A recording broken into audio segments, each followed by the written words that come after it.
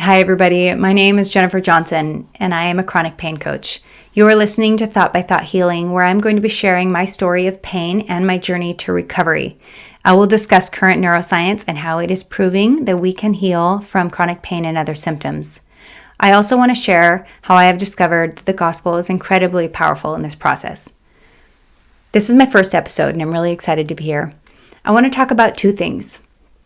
One is the question, what is pain? And then I want to share my story of pain and recovery. I'm hoping that by the end of these two subjects, you will understand why I believe that you can also heal from chronic pain. So, what is pain?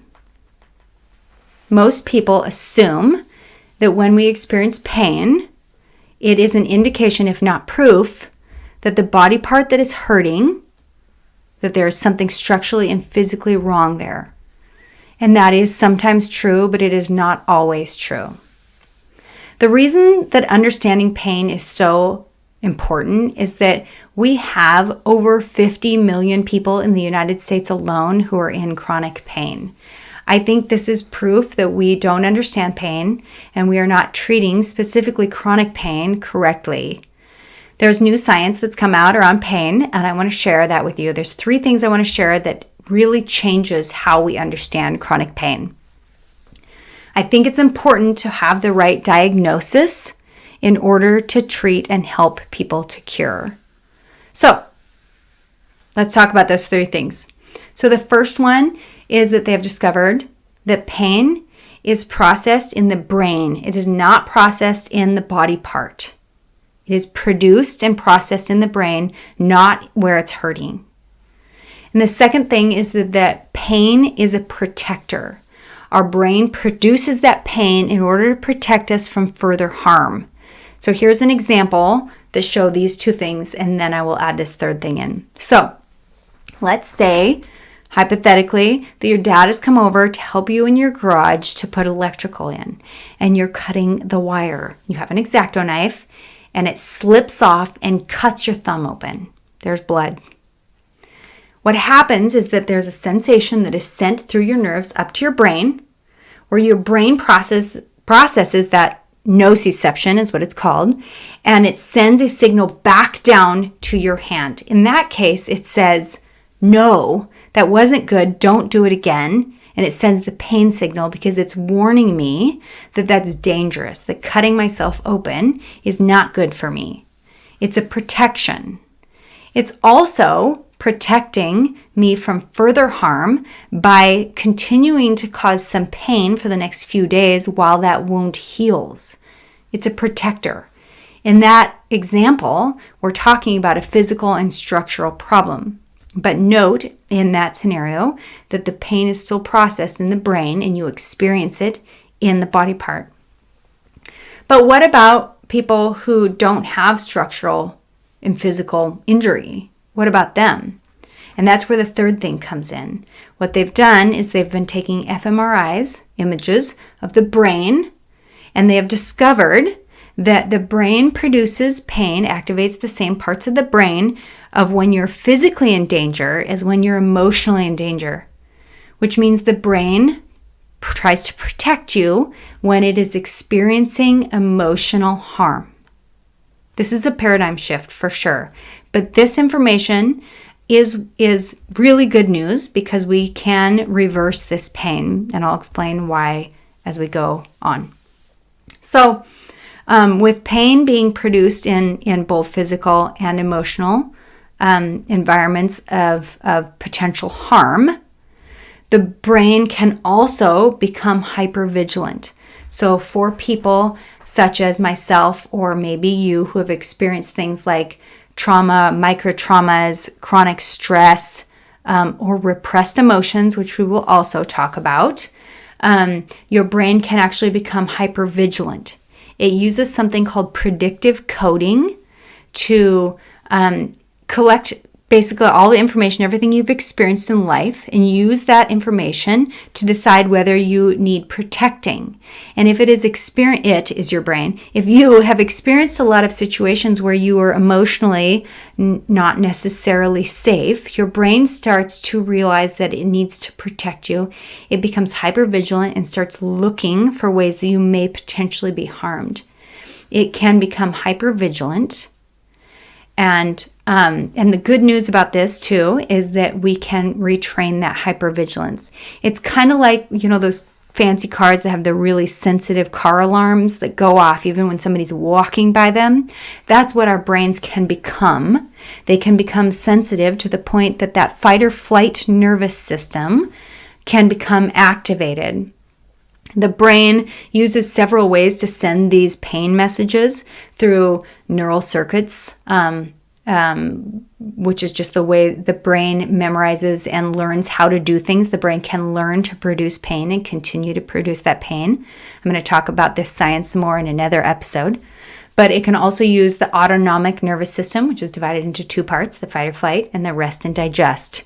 And it can chronically or persistently activate that fight or flight nervous system, which just in short summary, that changes the physiology of your body in many, many ways. It changes the oxygen, the blood, how it's dispersed. It changes the tension in your muscles. You might want to check the tension in your body.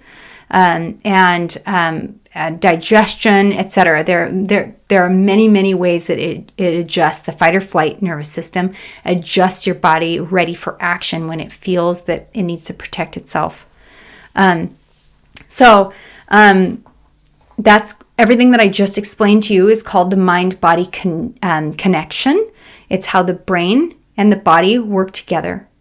We cannot separate them. They work together. Examples of this are things like when we experience the emotion of embarrassment, our face might blush. Or when we are experiencing anxiety for a speech we have to give tomorrow, you might have stomach issues. Or when you're nervous, you might have your hands might become moist. Those are different ways that the mind-body connection is playing out, and pain is no different. Pain is a production that your brain produces on your behalf. It thinks that it is loving you. It thinks that it's protecting you, but it's hypervigilant. And so that pain is reversible, which is the great news. You can retrain your brain. You can literally rewire your brain, and so that your brain is causing a different response in your body. We can retrain it so that it is activating that rest or digest part of your nervous system instead of that fight or flight, and stop those pain signals from being sent. It's an incredibly powerful process. It does take a little time, but trust me, it is worth it. I want to talk about who can heal through this mind-body connection. We've just talked about the people whose brains are producing the pain because it's emotionally protecting you. But there's also another category of pain that is called persistent pain, when you might have experienced an injury. Maybe you broke your back or your ankle or something, and yet you're months and years later and you are still experiencing pain. That is still, again, based on your brain not perceiving that you are safe. It is your brain thinking you need protection, using that predictive coding of remembering what has happened to you in the past, remembering the experience that you had when you broke that body part or fractured it, etc., and the pain. And it's producing that pain in order to warn you to not use it because it hasn't realized that it has healed. Most people who have persistent pain from an injury, they feel that the body part hasn't in fact healed. But most of the time, it has healed, but your brain is producing that pain as a protective mechanism. So that category of pain can also heal from the mind-body connection, which is just great news. So to recap, we have three things: the The pain is processed into brain. The pain is a protector, and it protects us against physical and emotional harm. So now I'm going to shift into my story, and so you can see how this kind of plays out into my story, and then you can apply it to your own.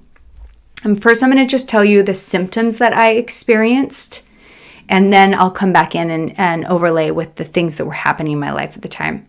So my first set of symptoms was just like a lot of like headaches and TMJ, a lot of just tension in my back. I had to get a lot of massages because it hurt so bad, and I had insomnia. And then fast forward a few years, and SIBO, small intestine bacteria overgrowth, IBS, just stomach pain, irritation with certain foods, etc. That all healed as I healed. But then my biggest onset of symptoms was maybe like 7 years later. And it was started in my feet. I had pain in my feet when I was just walking. It was terrible. I had to buy like these ugly shoes because it was the only thing my feet would tolerate. The pain like moved up into my calves and my hamstrings, into my hands, and insomnia continued, and brain fog. It was terrible. It stole my life from me. I used to be, and now am again, but I used to be a West Coast swing low-level dancer. I loved it. Did some beginner competitions, and I also like to build simple furniture, spend a lot of time with my family and friends. I was pretty active. I was full-time interpreter for the deaf and hard hearing, but was also going back to school to get my degree in interior design. So I was spending a lot of time doing 3D rendering with the mouse. And at the time of the onset of pain, I had to give almost all of those things up. I could not dance. I could barely walk. I could barely sit. It was so unbelievably awful. I had to adjust how I was spending time with my family and friends, and I had to quit design school. I got my 2-year degree and called it good because I could barely use a mouse. It was so painful. But I did know that there were some things that I could do in life that I loved, that I could still do while I was in pain, and I was dead set that I was going to enjoy life regardless. And one of those things was camping. So I decided to go camping, and I packed up my car with everything you would need for camping and took enough food to last as long as I wanted to go by myself, because I didn't know how long I wanted to go for. I do want to pause here and just say that if you're in chronic pain, and you probably are if you're watching this, I see you, and I know the space that you are in, and it is so difficult. It doesn't matter how many people around you love you and care for you. It can feel very isolating because nobody else is experiencing the pain you are, and you can't get out. And I just want to give you hope that I believe you can heal, and I hope that you will take this episode and apply some of it to you and start your journey to healing. But even if you don't, I see where you are, and it is incredibly challenging. So keep going. You've got this. So here I am heading out to go camping, and I got there, and I had brought with me all of my journals of the last 5 to 10 years. Now, this is where I'm going to start overlaying what had emotionally happened in my life during that time. And so when I went through those journals, I would take each page and I would rip it out. I would summarize what was written on that page, and I would crumple it up into a ball and throw it in the fire and burn it and give it to God. Now, I'm a Christian, and I know that Jesus loves me. I also know the gospel is incredibly powerful, and I can't remove God from my healing journey. But if you don't believe in God, stay tuned. This is all science. I do believe this is how God created our bodies, that we can reverse our pain. We can retrain our brains and turn off that pain alarm. We can teach our brains that we are in fact safe, and that the areas of hypervigilance that it is activating can be retrained and changed. And that is science, but I do think that the Gospels are incredibly powerful in that process when we are teaching ourselves that emotionally we are safe in certain situations. So, when I left camping, I had burnt all these emotions. I didn't even know that I had taken the first step towards being pain-free. But when I left, I was in still horrific pain. And when I came back to Seattle, Washington, which is where I live, I was still in horrific pain. But I realized that I had never asked for healing. And so I asked my pastors and my Bible study to pray for me. And they did. I had prayed for like the doctors, and I had prayed for persistence in dealing with the pain, etc. But I'd never actually prayed for healing. And so they prayed for me, and when they were done, I was still in pain. But that next week, I discovered all these websites and articles and publications in medical journals and doctors that were treating patients with mind-body condition. And I just discovered all this research. And one physical therapist wrote that the difference between acute and chronic pain was that it was a chronically activated fight or flight nervous system. And when I read that, I knew that was me. And I started my healing journey immediately. I took 2 neural retraining programs, which were incredibly powerful. And I'll talk about some of what that entailed in a minute. But first, I'm going to go back and explain those symptom onsets, what was happening in my life. So when I went back and I started looking at this, when I realized a lot of this was based on trauma and repressed emotions and chronic stress, I went back and started looking at my life, and sure enough, I saw like the first set of symptoms and pain was around the time that I met my later-to-be ex-husband. There was a lot of turmoil and confusion in our relationship. And then my second onset was while we were married, and he had an addiction. And I am not talking ill of him right now, but living with somebody that loves you or that you love that has an addiction is incredibly painful. And my brain learned to perceive and look for ways that it was in danger. I started to look for things that would trigger him that would then cause me emotional pain. I learned hyper-vigilance at that point in time. My brain did. And then fast forward after that, we got divorced. And I was very concerned about what other people thought of me for my decision to leave him and other things in my life. I became a people pleaser in that I thought that I would find my safety in keeping other people happy and comfortable. That was when my biggest onset happened. I was constantly trying to please other people around me instead of listening and living in the peace of the relationship that I had with God and the close people in my life. That hypervigilance of concern definitely set my brain on edge at all times. And that was when the pain really started to travel through my body. And that's when it became chronic pain for me.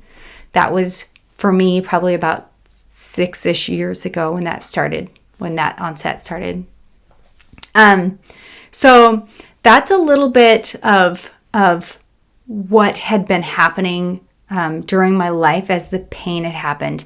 There's obviously more to my story, and that I'm happy and will be sharing that at other times, especially in coaching, as encouragement for other people. So when I took the neural retraining programs, I will say that my healing journey was not linear. It took me about 6 months. That first month, I had quite a bit of reduction of pain. And then there was a lot of up and downs. If you're already in the healing process and are experiencing flare-ups, etc., keep going, stay hopeful. It does It does pan out, but it is nerve-wracking as you're going along. Like I said, it took me about 6 months. It included things like pain reprocessing therapy and graded exposure, which is slowly introducing the things that you have stopped doing because of pain. So shoes were an example for me. My body had also rejected pants that had seams in them. And so I started carrying around jeans and visualizing myself wearing jeans without pain.